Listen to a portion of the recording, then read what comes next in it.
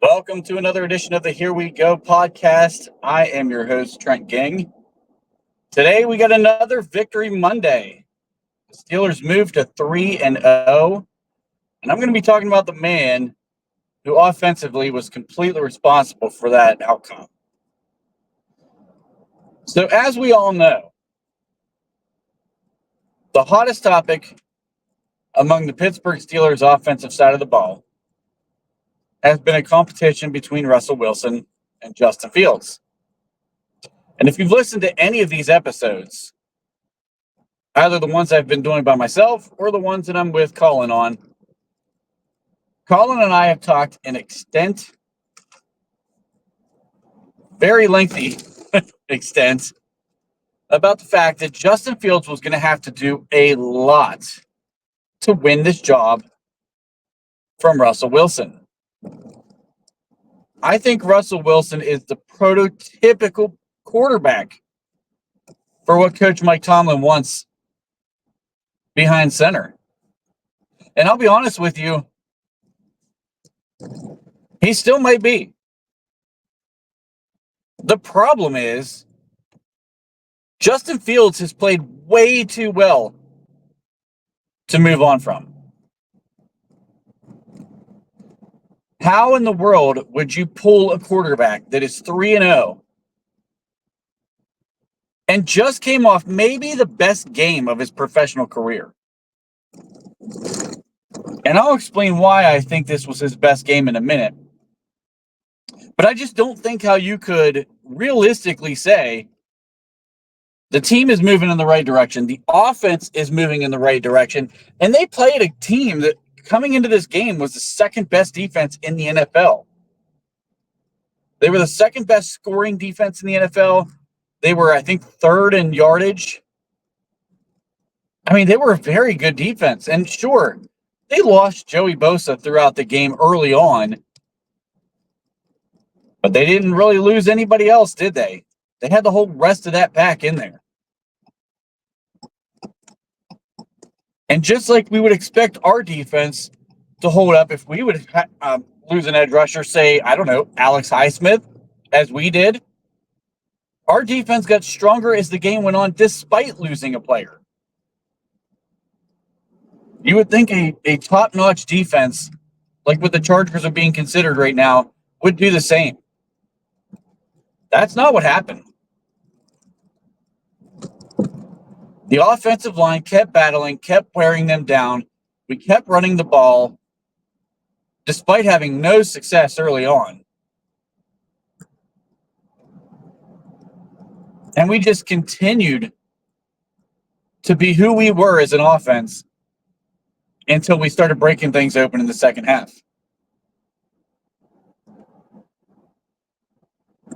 Justin Fields was a huge catalyst for this. If you look at just the sheer stats, 7 incompletions with 32 attempts. He accounted for 2 total touchdowns, 245 yards passing. He did have the pick. Yes, it was a bad pass. It was the only bad read he made the entire game, and it's the only bad read he's made in 3 straight games. What I saw yesterday was a guy who did every one of the things that all of the experts said he couldn't do. He didn't get happy feet in the pocket. He stood strong in the pocket. He delivered the ball on time. He did not second guess his eyes. When he saw something, he threw immediately. And he was putting some balls on a rope, and he made some really tight throws in that game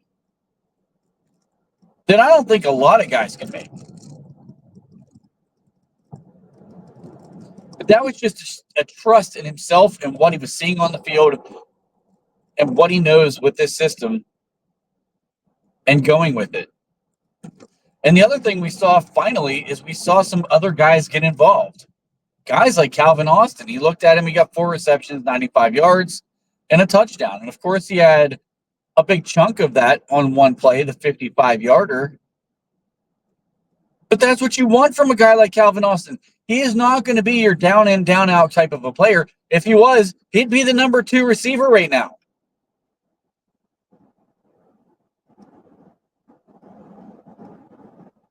But he utilized him in situations where he threw him open on the sideline once, hit him in the middle of the field twice, and one of them was broken out for a touchdown. And speaking of the middle of the field, this is by far the most Justin has thrown to the middle of the field. I would be willing to bet. I'd have to really break it down. I was looking at some of the next-gen stats from yesterday's game, but I might go back and look at the 2 games prior. I think he may have thrown over the middle of the field more yesterday than he had done the entire first 2 games combined. And I don't think it was necessarily by design. I think it was just a reaction to what the defense was giving him. They played a lot of cover 2. They did not want to get beat deep, so they played a lot of cover 2. They ran some blitz packages, and Justin just threw to the open space consistently time and time again.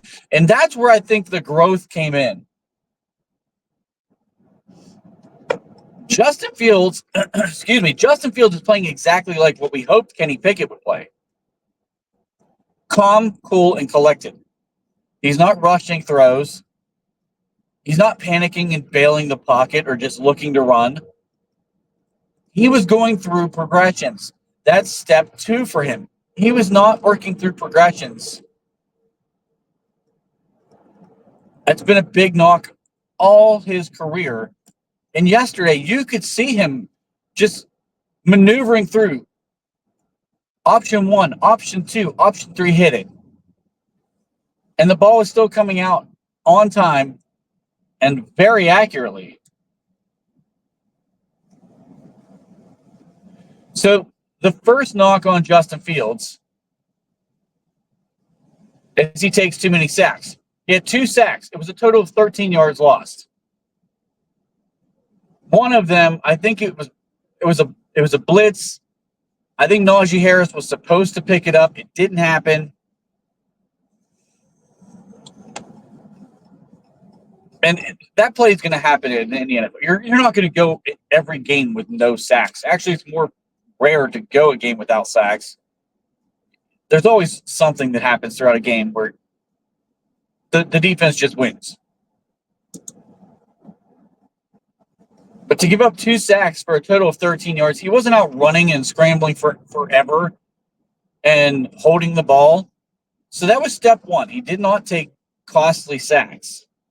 Actually got rid of the ball a couple of times when he should have taken sacks. Step 2 was trusting his eyes, trusting what he sees in front of him, and getting rid of the ball on time.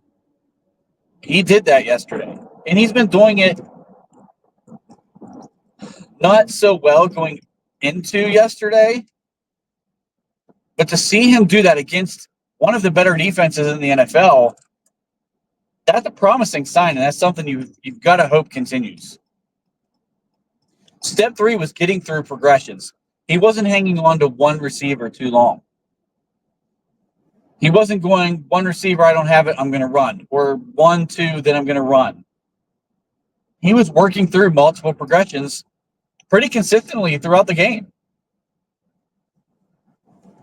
All 3 of those are things that were huge knocks on Justin Fields. The last thing was the turnovers. And like I said, 1 bad pass in 3 games. From a guy that's a turnover machine, as people, said he was, which, to be fair, his stats support that. He's put the ball in harm's way 1 time in 3 games. Okay. Some of the throws he was making in that game, I'm completely fine with 1 turnover. Because he was threading the needle on a number of plays. And he was putting the ball where only his guys could get it. I mean, there was a second down play, I think it was, when Pat Freiermuth broke behind, I believe it was Perryman in coverage at the time. And Justin throws the ball down and away from the linebacker where the linebacker couldn't turn and make a play on the ball. Freiermuth got his hands on it. When he rolled, it came out. I thought it was a great throw. I thought Freiermuth was going to catch it. It just didn't work out. That's okay. Because it was a ball that gave us an opportunity for a first down where it wasn't put in harm's way. I thought it was a good throw. And I thought it was intentional. It was not a throw where he just threw it low by accident. I thought it was an intentional throw.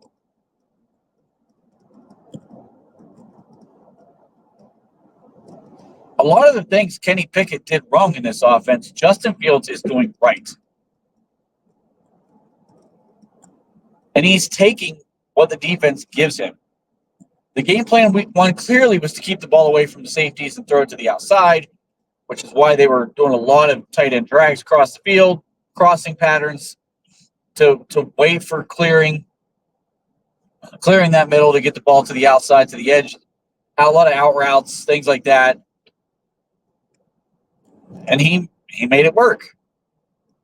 And no, he's not put up godly numbers or anything like that. I mean, he's not a top quarterback in the NFL by any means. But for this offense, and with what this team wants to do, Justin has done everything right. And we still haven't seen him use his legs yet at their full capacity. There's still room for growth here. I don't think we've seen Justin's best game. And that says a lot because I think because of the defense he played yesterday, because of a shaky offensive line he's playing behind, he had no run game in the first half. I mean, none. There was zero run game. Everything was put on Justin's shoulders. And he delivered. That 3rd and 15 ball where he delivered on the Chargers side of the field to keep the drive moving, that was a beautiful ball. I mean, a beautiful ball, beautiful throw. And that was the part that I think really sold me on Justin being the starter was a lot of the throws he made, like the big-time throws, were coming on 3rd and long. It wasn't like it was 3rd and 2, 3rd and 1. We're going to run a bootleg out and get a quick little toss where it's like 3 yards in front of him to a tight end for a first down. He was making throws from the pocket, and he was working those progressions on those plays. And he did a great job of just taking what the defense gave him. So for all of the complaining that Mel Kiper did about how cover 2 is ruining the NFL, it didn't ruin Justin Fields. That's a guy that everybody says can't pass. Did exactly what you should do. You work the middle of the field. And they either change their approach or you keep beating him there. And honestly, I think the Chargers felt like defensively, if they just keep everything in front of them, Justin was going to give them the ball. If they could take away the run game and keep everything else in front of them, Justin would give them the game. And he didn't. And I'll be honest, one of the things I'm really disappointed about, I know this isn't like the recap show right now, but one of the things I was disappointed with is as much cover 2 as they're running, you can't run the ball against cover 2. Like, we should have been way more effective running the football. That lends to a problem that's been happening so far this season is just not getting the run game going very well. I'm sorry, but when they're dropping in a cover 2 zone, you should have some holes to run the football in and be effective, and we just weren't. And I don't think that defense is that good where they can cover up and cover 2 and then still stop the run. Most defenses can't do that. That's a run-friendly defense. So I thought in the first half, the thing that did hurt was we were running a lot of short routes because we were uncomfortable with our pass protection. And it really invited a lot of guys up to the line of scrimmage or in the box at least. I mean, there were times they were all 11 guys were right there around, within 10 yards of the line of scrimmage. But again, that just, for me, that gives me some comfort in what Justin Fields did because he found a way. And this wasn't a pretty offensive game. We really opened it up more in the second half, and the run game got going in the second half, and it really helped out. We kind of stalled the clock out for the rest of the way. But again, this is the third game in a row where we've had long drives. Okay, big issue with us the last couple of years with Kenny Pickett.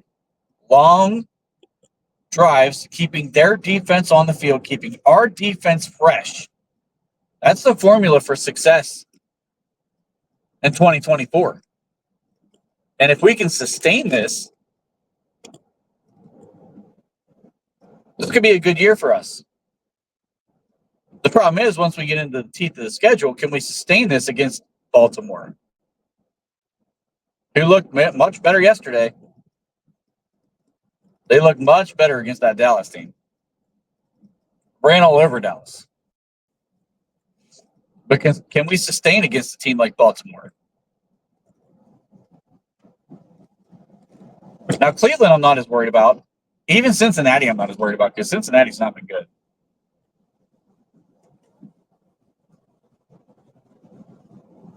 But right now, we're positioned well with being up 2 games in the conference, in the division, I mean.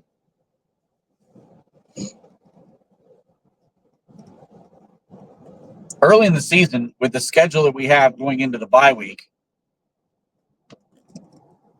I'm going to feel real good about things if we go into that bye with 2 losses. That Jets game is going to be very, very difficult.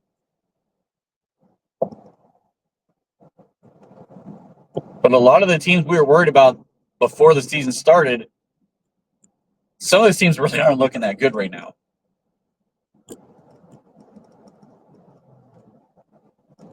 I don't think there's any way possible you move off Justin Fields. He's your quarterback 1. And the question begins, in my mind, of how soon does Russell Wilson request a trade? Because I guarantee you, as soon as Justin Fields is announced as quarterback 1, Russ has got to want out of town. His career's on the line. His rejuvenation was supposed to happen here in Pittsburgh. And now if Justin Fields is officially taking this job, and if Tomlin even hesitates to announce Fields as the starter for week 4 against this Colts team, I'm going to be shocked. And I'm going to really question his leadership on that because there is nothing in the world that could tell me Justin Fields didn't earn this job with the way he's played through 3 weeks.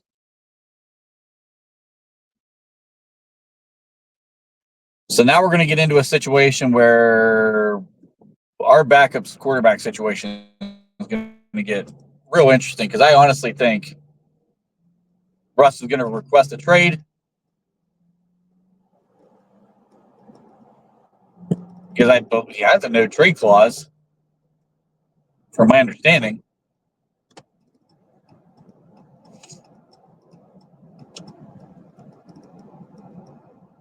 But Justin Fields is the perfect quarterback for this system right now.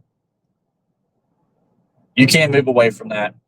You can't move off a guy that's 3-0. You can't move off a guy who just had 245 passing yards, 2 touchdowns, 7 total incompletions, completed something like 64% of his passes. No, it would have been higher than that. I think he's somewhere around 67% right now on the season.